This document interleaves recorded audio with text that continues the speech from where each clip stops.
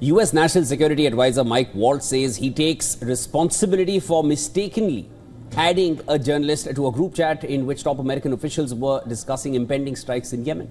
Well, this as President Donald Trump voiced his support for Walz even as the administration sought to contain the fallout of the massive security leak. Now, in his first interview since the security breach story broke out, Waltz told Fox News that he built the group and it is his job to make sure everything is coordinated. He added that he does not personally know Jeffrey Goldberg, the editor-in-chief of The Atlantic, who was added to the chat. I don't know this guy. I know him by his horrible reputation, and he really is the bottom scum of journalists. And I know him in the sense that he hates the president, but I don't text him. He wasn't on my phone. Look, I take full responsibility. I built the group. My job is to make sure everything's coordinated. But how did the number? I mean, I don't mean to be pedantic here, but how did the number? Have you ever had somebody's contact that shows their name, and then you have somebody else's number there? I never make those mistakes. President Donald Trump has said that there was no classified information disclosed in the chat, adding that he did not think Waltz should apologize. These efforts, as Director Radcliffe testified today. No, I don't think he should apologize. I think he's doing his best. It's equipment and technology that's not perfect, and probably he won't be using it again, at least not in the very near future. Trump added that his administration would look into the use of Signal, which is the app where the chat was hosted. He also dialed up his criticism of The Atlantic magazine's editor-in-chief, Jeffrey Goldberg, adding that nobody cares about the story. App that a lot of people use, and somebody got on. I mean, happened to know the guy's a total sleazebag. The Atlantic is a failed magazine. Does very, very poorly. Nobody gives a damn about it. This gives it a little bit of a shot. And I will tell you this, that they've made up more stories, and they're just a failing magazine. The public understands it.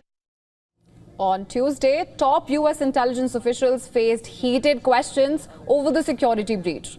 Director of National Intelligence Tulsi Gabbard was questioned on whether she was part of the group chat where classified information was leaked. Listen to this heated exchange. So, Director Gabbard, did you participate in the group chat with Secretary of Defense and other Trump senior officials discussing the Yemen war plans? Senator, I don't want to get into the specifics. Ma'am, were you on? You're not going to be willing to address. So you're not. Are you denying? Matt, will you answer my question, ma'am? You were not TG on this group chat. I'm not going to get into the specifics. So you refuse to acknowledge whether you were on this group chat. Senator, I'm not going to get into the specifics. Why are you going to get into the specifics? Is it because it's all classified? Because this is currently under review by the National Security Council. Because it's all classified? If it's not classified, share the text now. The Intel head declined to tell Senate committee whether she was using the private phone during Signal chat. However, the one thing that Gabbard did say that was that no classified information was shared on that group. But when U.S. Senator and Vice Chairman of the committee, Mark Warner, asked the same question to CIA Director John Ratcliffe, he confirmed that he was on the Houthi Signal group chat. However, later in the hearing, Ratcliffe said that the group chat communication in which journalist was included was not a mistake. Director Ratcliffe, were you on the group chat? Senator, I was on a Signal messaging group. So you were the John Ratcliffe on that chat? I was. Thank you. Thank you. The Senate hearing was overshadowed by the case of the Intel leak after editor-in-chief of The Atlantic wrote a detailed piece on how the Trump administration added him to a group on the messenger app, Signal, and shared detailed war plans for strikes on Yemen's Houthis.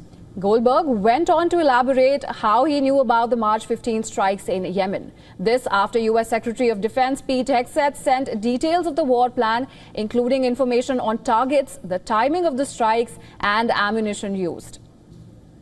Now, the group on Signal, where Atlantic editor-in-chief Goldberg was added, was called Houthi PC Small Group. The chat included several high-profile leaders, including Vice President J.D. Vance, U.S. Secretary of State Marco Rubio, National Security Advisor Mike Waltz, Defense Secretary Pete Hegseth, CIA Director John Ratcliffe, Director of National Intelligence Tulsi Gabbard, Treasury Secretary Scott Bessent, White House Chief of Staff Susie Walz, and several other senior National Security Council officials. Well, several questions have been raised on the credibility of the administration's senior-most leadership after the high-risk faux pas. Well, conversations of the League also revolve around how the use of a messenger application to convey classified information breaks the law.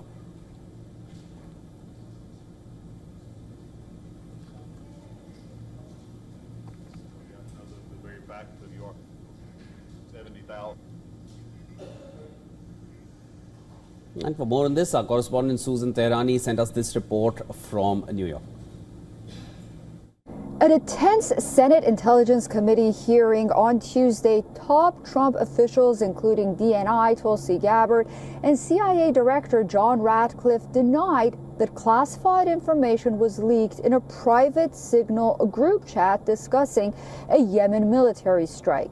Now, the controversy erupted after it was revealed that journalist Jeffrey Goldberg was mistakenly added to the chat, where Vice President J.D. Vance and other top national security officials discussed possibly sensitive details like timing, targets, and weapon systems.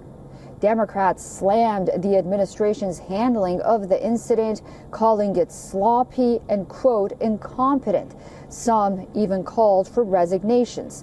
While Republicans did admit that the breach was serious, they also praised that no classified information was leaked. U.S. President Donald Trump, for his part, defended National Security Advisor Michael Waltz, ultimately blaming a staff error. Now, although officials insist that no classified information was shared, critics note the information could still fall under the Espionage Act, which protects national defense information even if it's not formally classified. And so we wait. Susan Tehrani reporting from New York for WION World is One.